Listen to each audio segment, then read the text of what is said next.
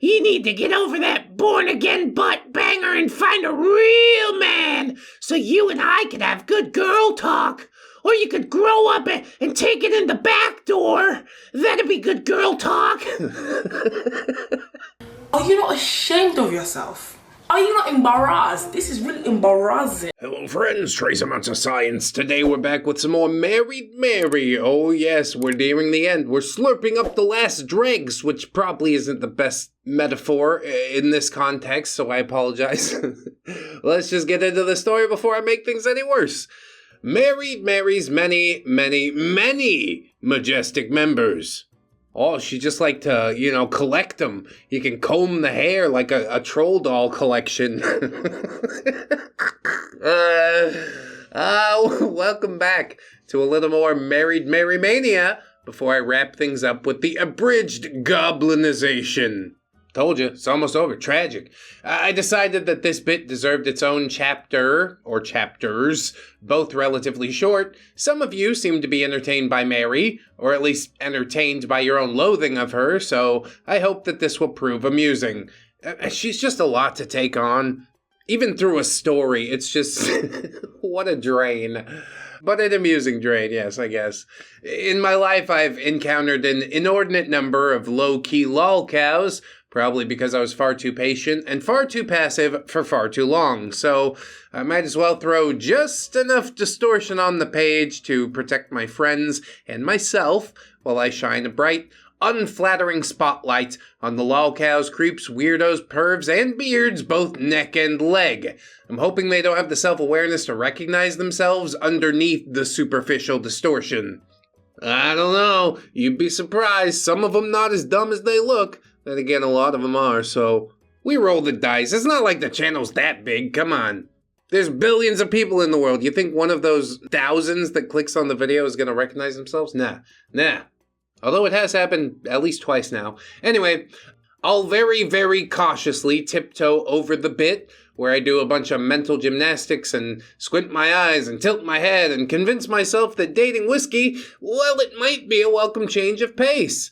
I have no delusions when I look back on it. This was a dumb move in retrospect, but all the mental gymnastics in the world can't bring me to a reasonable scenario where I was psychic and thus able to predict what he would become once he stopped pretending to be a gentleman.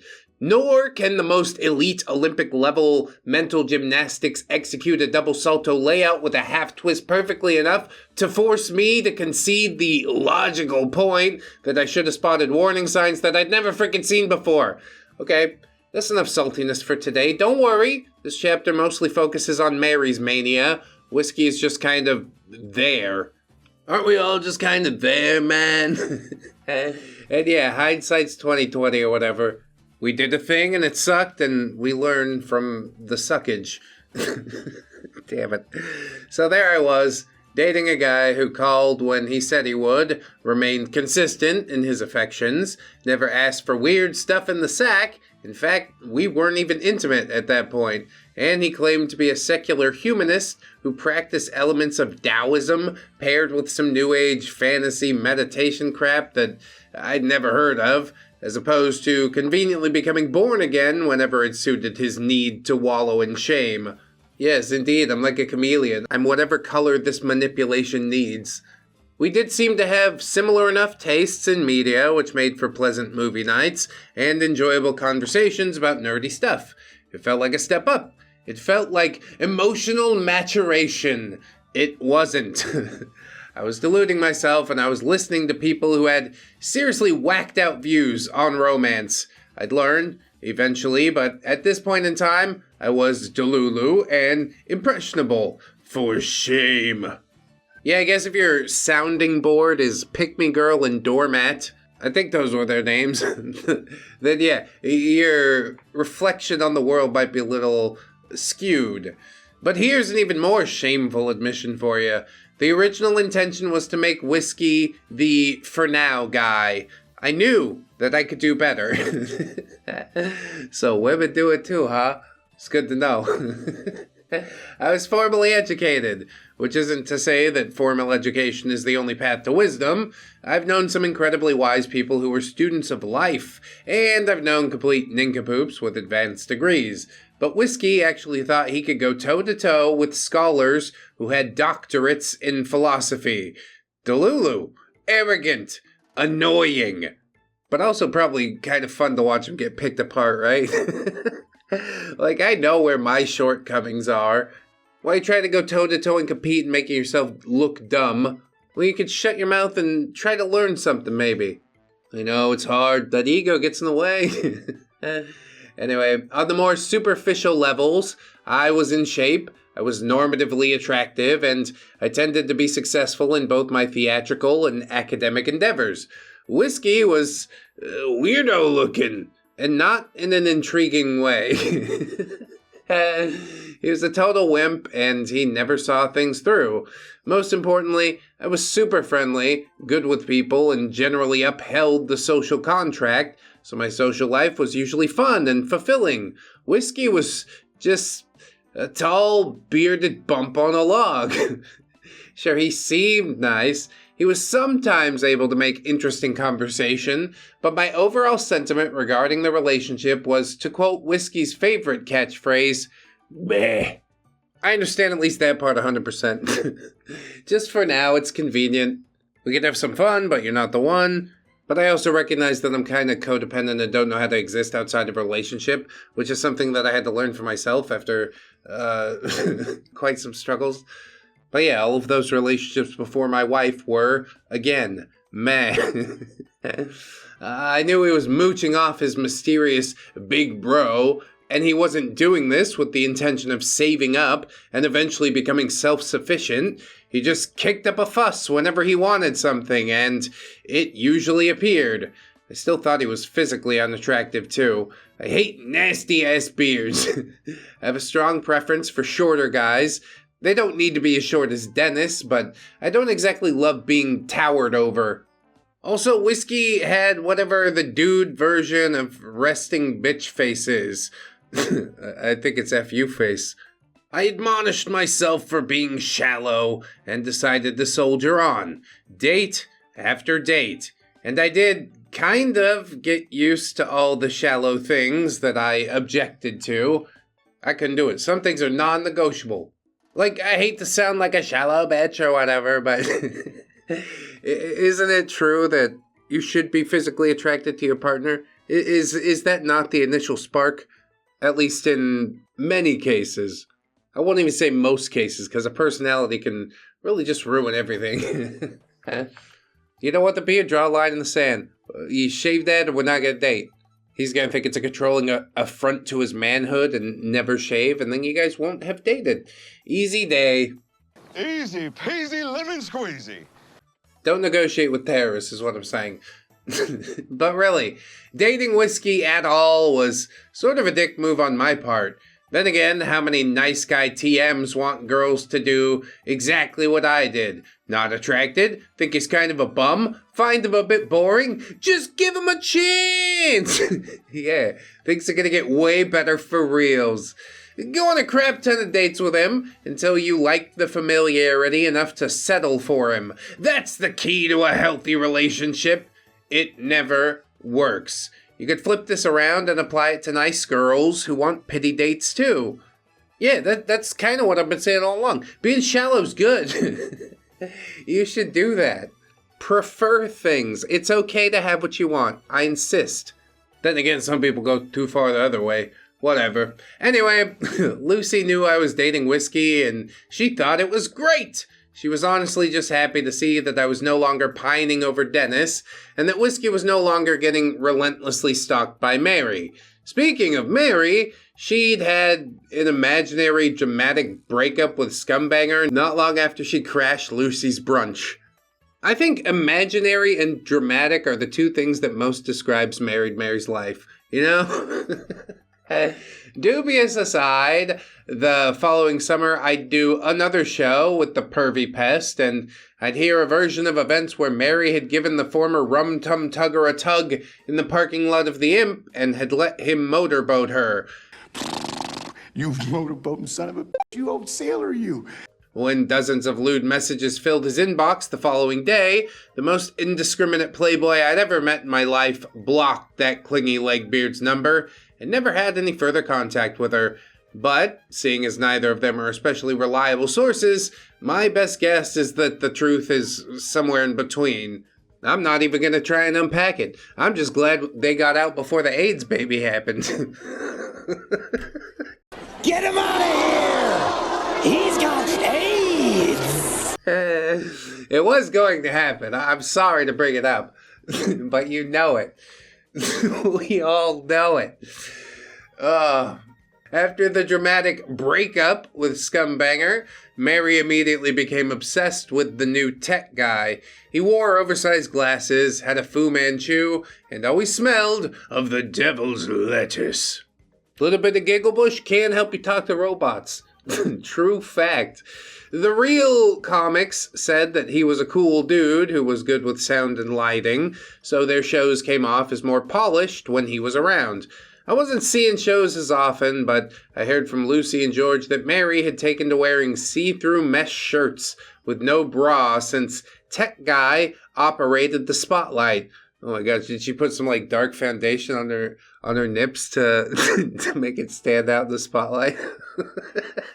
If you don't have at least a little makeup on, you get totally washed out.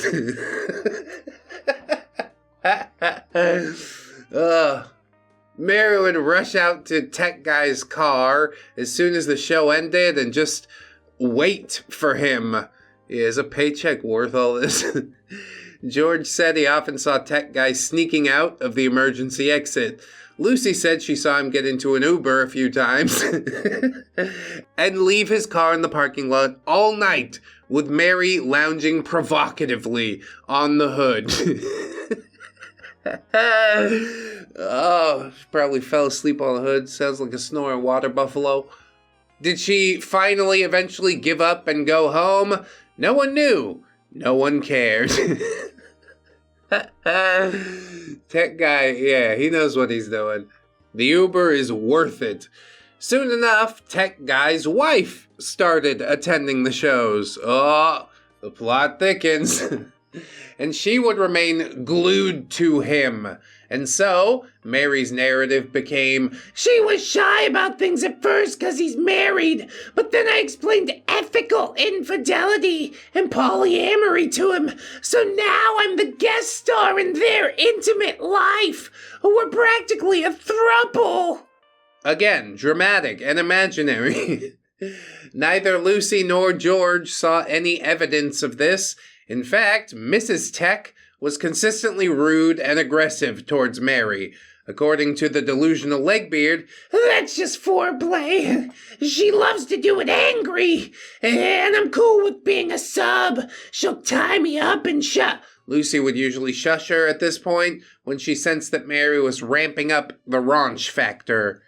It's all just so weird. Who are you even trying to impress here?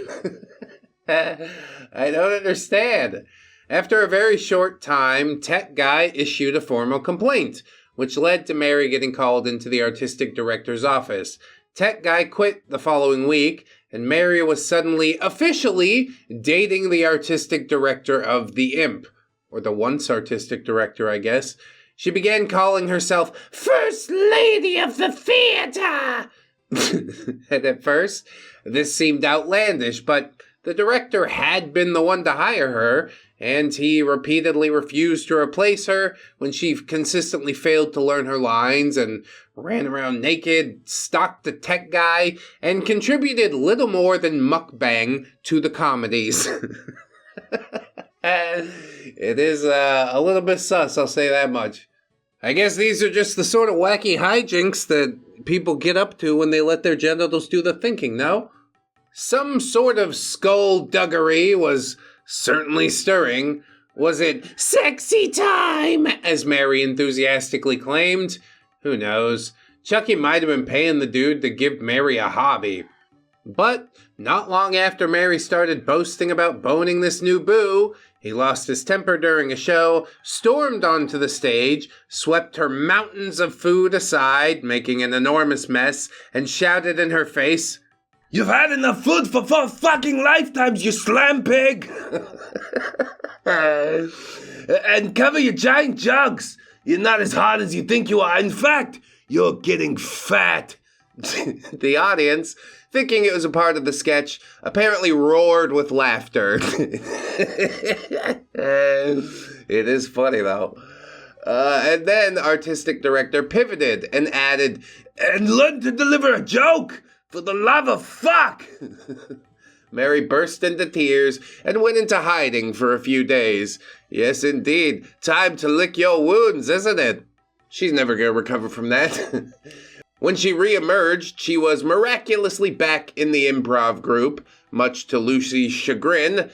She began dressing a little more conservatively, which basically only meant that she knocked off the deliberate nip slips and started wearing underwear. Well, you have to understand, for Mary, that is a great accomplishment. The director barely interacted with her, and she still wept in the dressing room over that harrowing breakup. Was this true in the slightest? Well, Mary bragged that she could sue the director for harassment if he fired her. Seeing as she could have and should have been booted many times over, I think it does check out to some extent. Man, that artistic director must be a thirsty boy. There's plenty of places you could go out and get it, you know? You don't have to shit directly where you eat. There's pro tips for life here. She went through a brief phase during which she was hounding me and George Gay to have a threes-up with her. Why? Apparently she had worked herself into a snail-traily frenzy thinking about Scumbanger's rumor. Plus, she wanted to out-threes-up him since he had been such a terrible boyfriend. I was unfortunately quite accustomed to unsolicited sausage selfies, but I found unsolicited twat shots somehow more shocking. Yeah, no doubt. Imagine if that was like the norm. Now there's no more mystery there. Now I'm not even interested anymore. Oh, sick, it kinda looks like roast beef. What the hell is that? And of course, poor George Gay, well, he nearly went blind. I don't think he had ever seen a vajayjay before. We tried gently refusing her offer and gently suggested that there were more appropriate recipients of her lewd pictures, but she continued to whine about her desire to one-up Scumbanger. It's never gonna happen. Not here, not now. And if you're gonna send the picture, you gotta crack that thing open a little bit. You don't leave the roast beef lips all hanging there. Lord, I apologize. It was never happening, said OP. It's good. Confirmation. Obvi. A gay guy and a straight girl would only have a threes-up with a bi guy, not a bi girl, which is why Scumbanger's rumor was, unfortunately, somewhat believable, while Mary's request was absolutely ridiculous. It took a sleazy meet-cute with a straight biker dude and his bi wife to make Mary give up on becoming the meaty meat in the Mungo-Jerry-and Rumple-Teaser sandwich that never even existed. Hell yeah, biker dude. Mary's gonna get addicted to crank. I see what's coming next. I've relayed what I can recall regarding Mary's fanciful and fickle fixations following the forlornness over whiskers. We can call them funky for the alliteration, can't we? Come on. Not to shame her, not to mock her, but to demonstrate that her obsessing was not limited to whiskers. Long before these many infatuations began unfolding, I noted that Mary had a tendency to stake her claim to basically every male that she encountered, and I have some insight as to why she did this. Oh, interesting. We're going deep inside the mind. Actually, we can't go that deep because it's a pretty shallow place. There's a lot of space in here, but I still like to dig around a bit. OP says, first off, Mary was popular and smoking hot in high school. She showed me her yearbooks, and she clearly wasn't lying about this. When time's cruelty stopped allowing her to gorge indiscriminately without consequence, she simply denied the consequences instead of altering her behavior.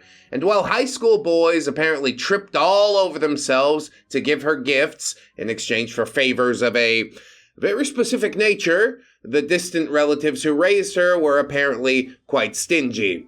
I mean, a gift in exchange for a favor of a specific nature isn't really a gift, is it? That's just buying a blowy with a McDonald's chicken sandwich. Chuck, from what George Gay and I could piece together, was not at all stingy, but his love language was quality time, while Mary's love language was clearly gifts. So maximizing the likelihood that she would get stuff from men hinged on making every man in her path feel desired. Some dudes would be pretty into it. I'd probably find it pretty off-putting. Every time I've had a chick stare at me like that, yeah, I just want to disappear. Please don't do this. It was around that point that Mary's obsessive nature would take over, and it would cease to be solely about what she could get from men, and instead became a desperate yearning for connection. See, that's the part that I'm really picking up. She's lonely. I don't give enough of a shit to try and remedy it, but she's definitely lonely. Mary had never learned how to connect emotionally without using her Jupiters. Sort of a sad tale, isn't it? So that brings me to the piece de resistance of Mary's misadventures in mating. Mary's biker dude was disgusting. Most of her previous obsessions had been questionable, weird, possibly imaginary, but we all saw and smelled this one. He was as fat as a hut. He smelled like a grease trap, motor oil, BO, and a very specific type of cheese. What is that? Havarti? Or is it farty? You smell like you farted. The few teeth that he had were black and green, his fingernails were yellowed, and a few of them oozed pus. Damn, what the hell's going on there? Finally, the volume and crackly, bubbly properties of his frequent farts indicated to George Gay that he quote-unquote definitely had a virgin booty. Well, that's reassuring at least, I think. What? Mary's lard-ass lover boy called himself Hog, which was probably a reference to the two-wheeled vehicle that he was very obviously too large to actually ride, or it might have just been an obvious nickname for a filthy fat fuck. Speaking of a big fat guy in a barrel. What could be better?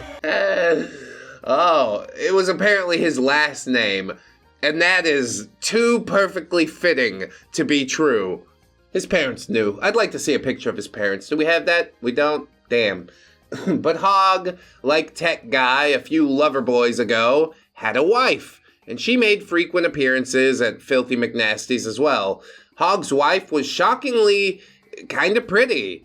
A little rough around the edges. A touch of BO, which might have just been Hog's pit funk that rubbed off on her. But she generally stood in stark contrast to her completely repugnant hubby.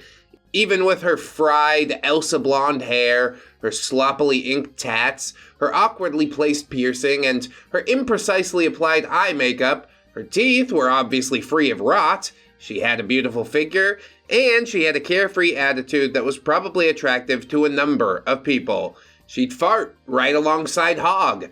She didn't shave her legs, which I found super edgy and cool, having personally always kowtowed to the current societal norm regarding female body hair, and the profane compound nouns that she'd come up with always cracked me up. Lard tard, smegma booster, felch belcher. Mrs. Hogg was almost a cool chick, except for, smoking crystal and her truly repugnant taste in men and women, apparently. Yeah, there's some deeper damage going on there. On a long enough timeline, it all falls apart. She's not cool no more, but we'll enjoy it for now. How about that? Mary was once again claiming to be in a throuple with the Hogs. I think she was more into Mrs. Hogg than she was into Fatty McFarts-a-lot, but she might have just been having a gross-out contest with herself. They'd get busy in some corner of the establishment and even got booted from the dive bar a few times for lewd behavior, offensive odors, and illegal drug use. Yeah, does this smell like cat pee in here to anyone else? On one particular night, Mrs. Hogg lit one of her hubby's prize-winning ass rippers while Mary was doing her thing, completely shrouded by his big belly. The blue flame ignited some spilt booze on the dingy floor, and a small fire erupted. The staff were able to stomp it out, but the bar manager unceremoniously banished the nasty throuple. Yeah, you're a fire hazard. We can put up with all the other gross shit, but you're gonna burn my establishment down? No, don't come back. Alas, Mary was allowed to re-enter the bar because she apparently had some sort of sway with one of the bartenders. We know what that means. Instead of meeting her partners for some boom boom, Mary decided to come back inside and gush about Hogg's majestic rooster to all of us. She smelled like D-cheese, ammonia, and burnt farts as she plopped down at our table, already screeching about how much bigger her new boo was compared to that vile turd of an artistic director, and how Mrs. Hogg's snail trail tastes like raw bacon and ketchup. Oh. Is that... you like that? You might want to get that checked out by a medical professional. Yuck! George Gay says, screw me, Mary, you reek. Go wash that uncut meth head off your hands. Mary started to protest, and Lucy cut her off. Your whole body is probably a veritable petri dish from fooling around with those nasty-ass people. She handed Mary some Purell. Wash the junky junk off, keep the bottle, and don't you dare so much as breathe on me when you get back. Mary's bottom lip began to quiver, and she looked pleadingly at me. Just wash up, I told her. You're too pretty to go around smelling like that. Of course, she went off to the bathroom, and maybe I wasn't harsh enough, but flattery did get results in this instance. And when she returned, she smelled like an upscale tattoo shop. Heavy disinfectant, cigarette smoke, and incense. No idea where she found incense, but yeah, I was grateful for it. And so was everybody else who had to interact with her, I'm sure. I'm sorry, I can't have a conversation with you smelling like smegma. I just can't. Mary took a deep breath in preparation to gush about something that undoubtedly would have been disgusting, but George cut her off this time. Mare, how do you even bang somebody with a belly like that? Mary, speaking a bit more quickly than usual. Oh, it just takes some creative positioning. We get him to lie down, and if Mrs. Hogg's taking in the rod, I hold his bowl of jelly up with both arms and stick my coos in his face. He eats it like his mommy made it. Oh! Oh, you nasty. Please stop. Already stop. Oh, when it's my turn to get blasted, the missus uses a bunch of yoga straps to hold it up. I have to do it from behind because of my own tiny itty-bitty bit of a jiggle-jaggle bumping up against his bowl of jelly. So why try to smush like vanilla people? It's so hot, though. And then he props his bowl of jelly on the coffee table and plays with himself while he watches his honey strap on a dill. George, I so regret asking. Yeah, she gonna draw you a diagram. Mary says, are you asking because you have your eyes on a chubby boy? George, no, gross, just morbid curiosity. Please stop answering the question now. Mary, they're glorious to fool around with. I think they might be my forever partners. Yeah, right.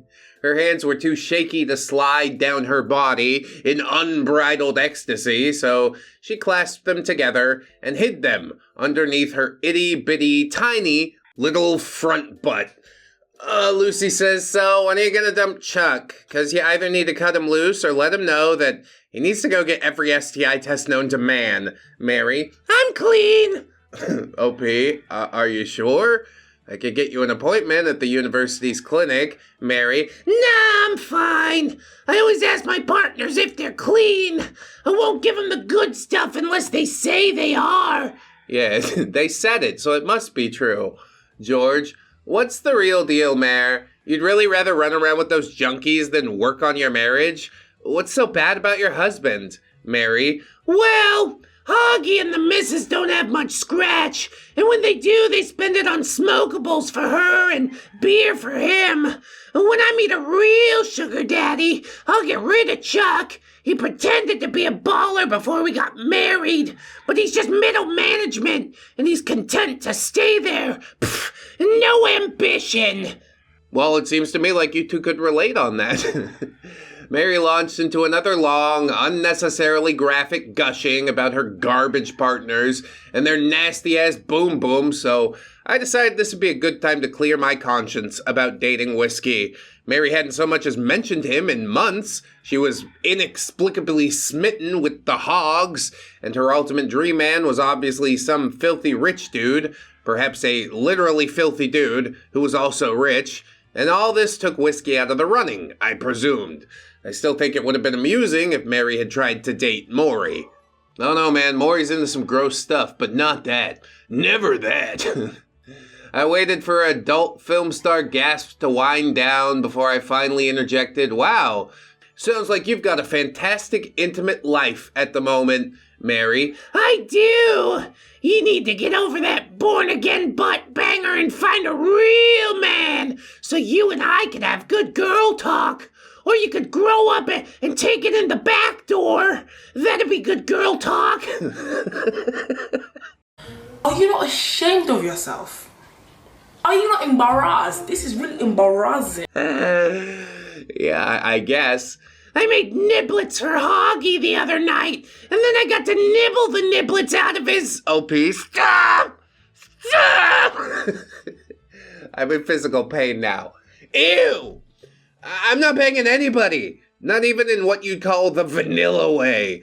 But I'm dating someone, sort of, or maybe we're just talking. I don't know. But he's been super sweet to me, and I'm gonna give it a fair chance. Lucy put her arm around me, almost as if she knew I was about to need protection. Mary, tell me!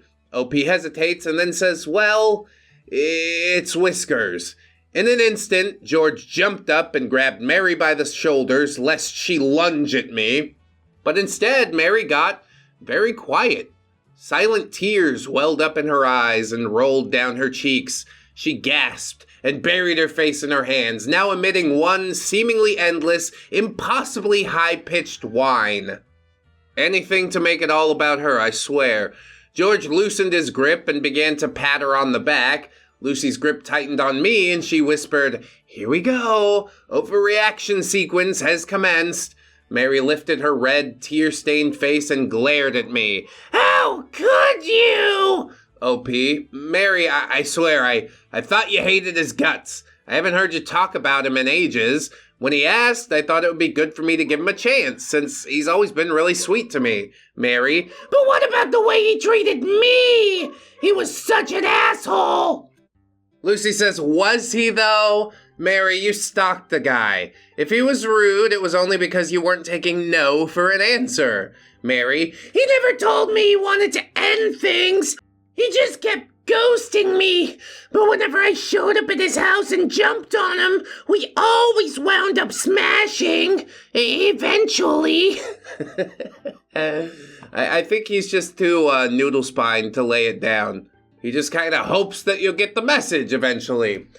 I didn't have the gumption at this point in my life to suggest to Mary that it's wrong on every imaginable level to coerce someone into intimate activity regardless of gender. And even knowing what Whiskers would eventually become, he didn't deserve that. I should have called her out. Instead, I tried to steer the conversation back to her current bedroom bliss, hoping she'd get distracted by the disgusting thoughts that delighted her so much more. It's not gonna work, dude. She's locked in now, man. OP says, who cares what he's doing now? Aren't you insanely happy with your new lovers? Mary. No! They stink! He's fat! Oh, so you did notice. I want my sexy Whiskey Whiskers back! Give him back, Valley! Please!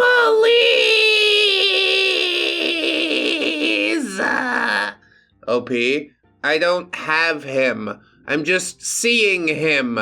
If he hurt you this much, why don't you sit down and have a real conversation with him? It might be good for both of you to clear the air. Yeah, just make sure you take a shower and don't fart on him, for God's sake. Mary. But he blocked me on everything! Wah!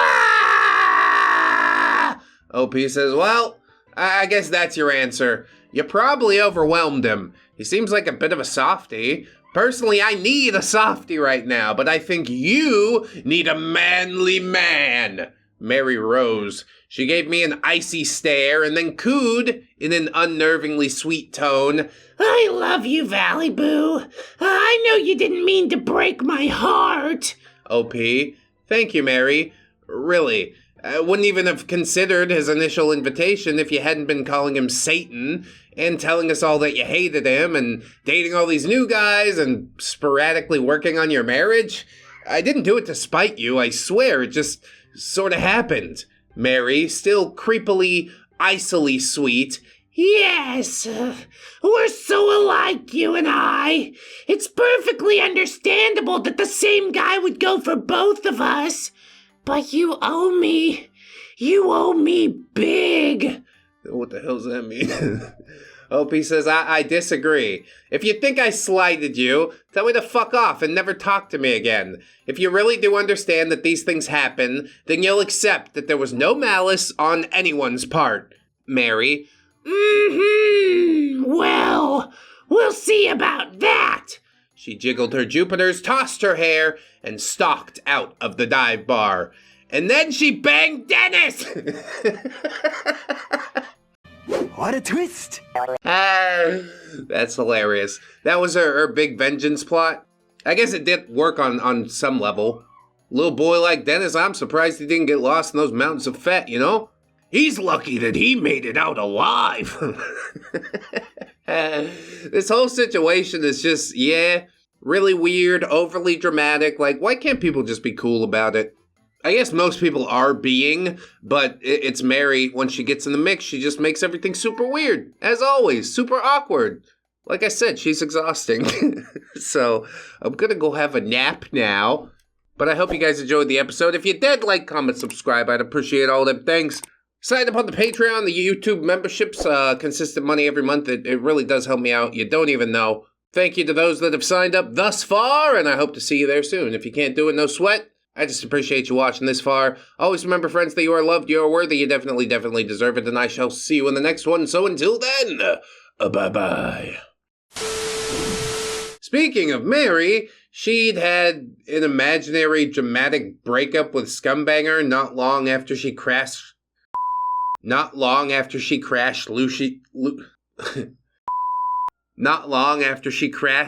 Lucy's brunch. Fuck.